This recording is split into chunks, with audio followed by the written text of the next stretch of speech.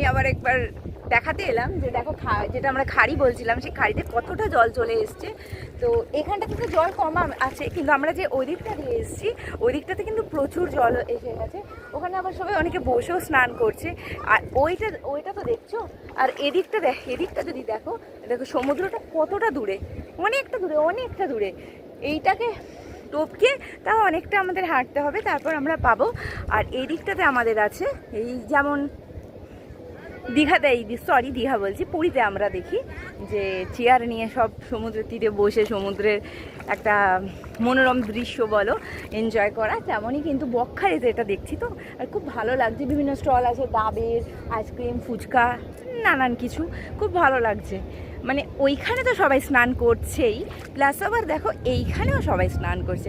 এটা একটা বলা যেতে পারে উপরি পাওনা, যেটা আমি কিন্তু বকখালিতে এসে পেলাম। যাই হোক, খুবই ভালো লাগছে। স্নান হয়তো আজকে করতে পারলাম না, অবশ্যই কালকে ইচ্ছা আছে স্নান করার, ভাটার দিকে আসার, যাতে করে ওই দিকে যেতে পারি অনেকটা দূরে।